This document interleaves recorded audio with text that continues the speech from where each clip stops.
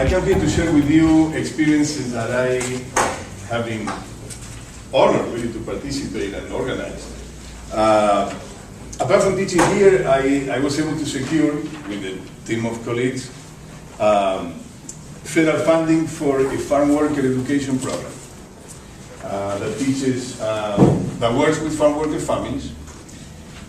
We were able to not only lead this program in the San Gabriel and Antelope Valleys from 2000 all the way to 2012, and now we have a house here at the College of Education for the first year. And I wanted to share with you the experiences, and also, by the way, invite you to participate in this particular program. I'm going to go briefly through, yes, unfortunately I don't have enough handouts, so you're going to have to share. Sharing is caring, so hopefully you'll be able to share that. You know, when I was teaching a class until a few years ago, I still teach it here, but it's a class in multicultural education. It's a requirement for people that want to enter the credential program to be teachers, elementary or bilingual teachers. And that particular class was taught in the evening. I have all undergrad students, and used to be located at a former site. Used to be the El Toro base. I don't know if you guys remember. If you have been here in for a while in this campus, you remember that we used to have a satellite campus we used to be El Toro base. And in order to get to that spot, students had to drive through, going through the 5, and then going through Trabuco Canyon for a while, and to get there. And I asked students if they had ever seen, some of them had been in that campus for 4 years, and I asked students if they had ever seen a group of farm workers, or a farm worker themselves. Had they seen it? And most of them would say, no, I have never seen a farm worker in this area. And it so happens that as you go to Trabuco Canyon, if you really look to the sides, each of the sides, you're going to see hundreds of farm workers. Okay, but people don't pay attention to that. They are what we call the invisible neighbors of California. Okay, I like these particular pictures because this is a family. Actually, the lady graduated from our program with a GED. The program is meant to prepare folks that are straight from the fields, that have been out of school maybe 15, 20 years, 30 years sometimes. I helped them graduate with a high school equivalency diploma, and then eventually we are creating a pipeline into either vocational training or higher education. This is a lady that graduated from our program some time ago. Let's see what is being a farm worker. Yeah. Now I changed this from I created this PowerPoint on a Mac and ended up. Made a mess, but you guys can check on this. I'm going to read it to you very quickly, but it's only one or two of the slides. Farm workers in California. It's about 650,000 farm workers in California, probably more. That's what we know officially. From those 650,000, which are about 44% of all the farm workers in the U.S., 81% are male and 19% are females. When we talk about Orange County, the county where we live, thinking of farm work is not the first thing that comes to mind. People think of Disneyland or the entertainment industry. In fact, we have about 60,000 acres of productive land with thousands of families that work in different areas of farm work. In San Bernardino County, another county that we try to serve with these programs, we have almost 1 million acres of production. So we have many farm worker families. Just to give you an idea, the median income for a single farm worker today is about $7,500 a year. Okay, and used to be even more. But what happens is that a lot of their work is being contracted out to middle people, and they are the ones who usually keep most of that income. Now, to give you more of a dramatic idea what it means to be, if you have been a farm worker in California all your life expectancy, at least nationally, is 49 years old. Okay, 49 years old.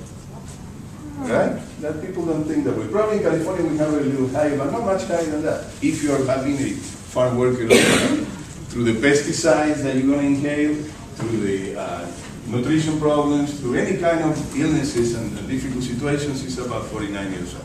Now, if you compare with the U.S. life expectancy, a Caucasian person who works most of their lives lives an average of 78 years, okay? A male. A female lives about 81 years. So if you're married, your wife probably going to marry you. But the idea is that, you know, the farm workers have a much lower life expectancy than most of the rest of the population. See what else we have here. 61% of these families live under the poverty line in California.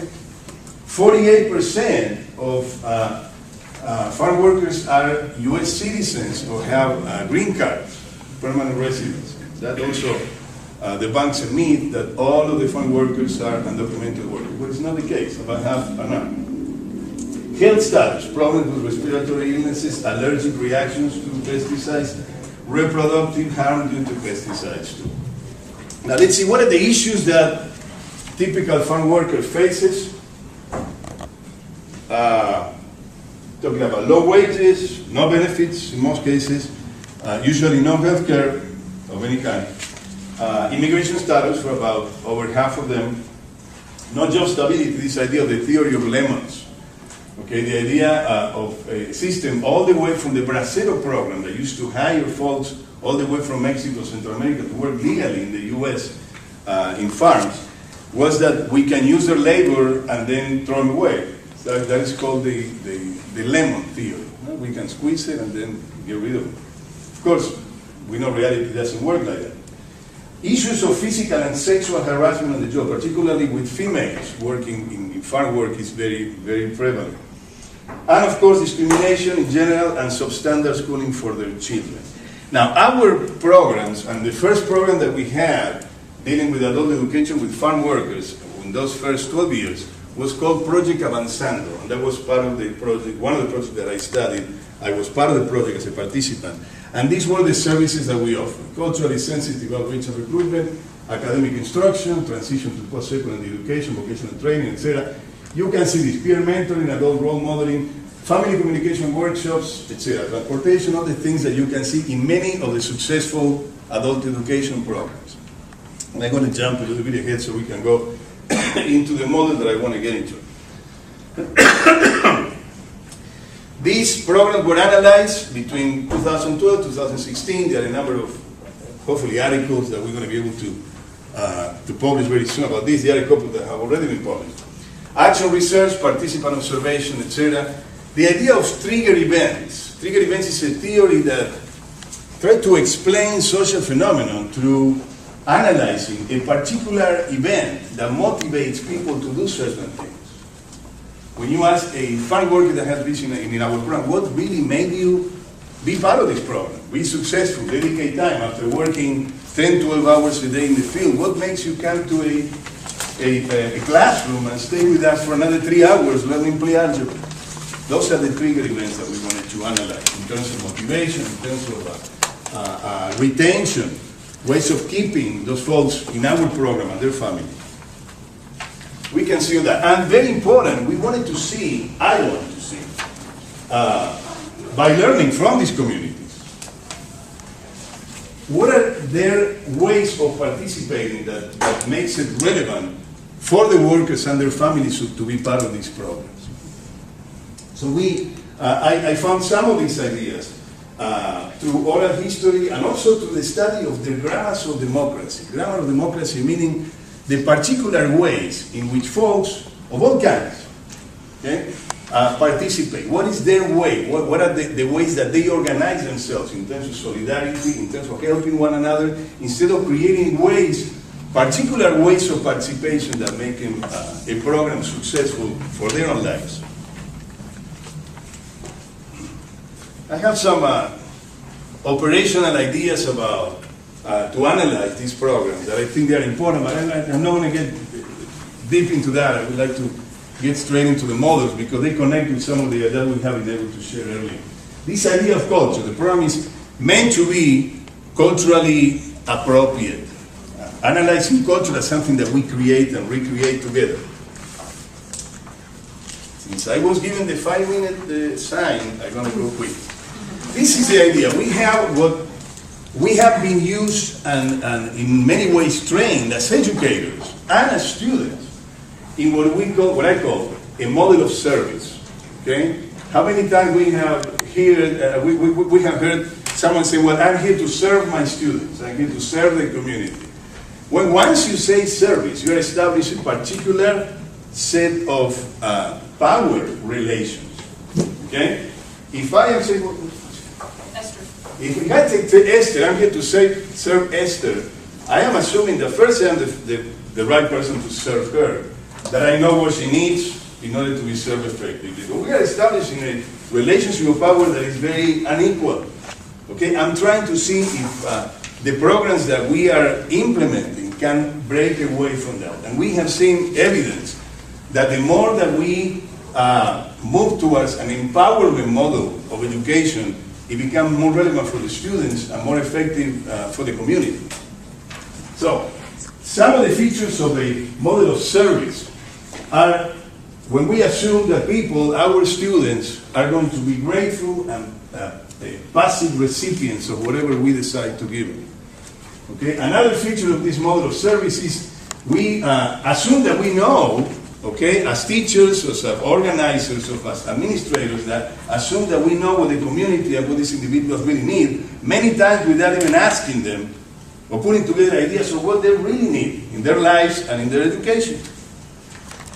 Extraneous institutional agendas, how institutions have their own goals and their own ideas, and sometimes they get imposed through this model of service. And I can go on and on, but this is the idea that we are trying to break away from, and I think we have had some success in that area. Create an andragogical, pedagogical, pedes meaning children, andragogical education that is more empowering between adults. These adults that come with us with a lot of knowledge, a lot of wisdom that sometimes gets put aside. So, well, I've been interested in seeing what are the features of this empowerment approach. Inclusive inquiry into assets and needs. Don't see our population as always needing everything, okay? They always have a lot to contribute to us and to their peers. Student and family-centered agendas and priorities, very interesting. If you ask a lot of the students why they are there, why they are dedicating all this time, they're going to tell you that not only that they want to get a better job, which would be the assumption, actually sometimes they want to be there to be better for their children, to be able to help them with homework. Okay, there are many different ideas that might question the assumptions that we might bring with us. Self-governance, we are creating student councils that in many ways decide when they are ready to test for their GED, for instance, or what kind of curriculum is going to be more relevant to them, including issues of workers' rights or whatever it might be in the community. Alternate inclusive decision making, very important. We don't make all the decisions for the students. They have ways of participating that they're going to take that sense of empowerment to other areas of their lives, which is very important. It has to do with the idea of citizenship, with the idea of empowering education. Articulating the non-grammar of democracy, very important. That's what how that actually is a picture from our program. This one I took from internet. Let's see, what do we have? And quickly, and this is the last one I have, the empowerment approach. What does it look like in real life? What do you see that really makes a difference for these communities and these groups of students? Focus on student achievement with feasible and visible results. Things that they can see that they are moving forward. And in fact, the fact that we are working on high school equivalency, since they have to test each of the subjects, they can see actual goals that they can achieve as a group or individual. Family-focused assets and needs inquiries. Very important. That's a fancy way of saying that basically they see themselves as not only as individual units of education, okay, which is a very culturally specific way of looking at education as an individual achievement. They tend to see, particularly farmworker families, as family units, okay, and issues of community, which really makes a big difference in the way that we bring them into their own education. Transition from service to empowerment programs. A lot of the programs start as service programs, but hopefully, at least in our view, they become more effective with transition, this idea of self-government, okay, empowerment. Commitment to opening symbolic spaces to emerging communities, families, and individuals. All the things that they thought that they couldn't do before, we try to establish with them. What are their goals? What do they want to be part of? Part of a union? Part of a collective economic collective, a planning board, whatever that is. And I will stop in just a minute. So these are kind of the ideas. You guys can see it here. Another very important issue is that we are connecting from the beginning, from that needs inquiry, the idea of education with the needs that they put forward as a group or as individuals. So that's why we see each of these instructional groups or classrooms as ways also to connect into to jobs, to a pipeline, into higher education, to other levels of integration into society from an empowerment perspective. I'm going to stop that right now, and I'm going to invite you, if you are interested in being part of this effort, we are here based at the Cal State Fullerton. Just let me know. Thank you.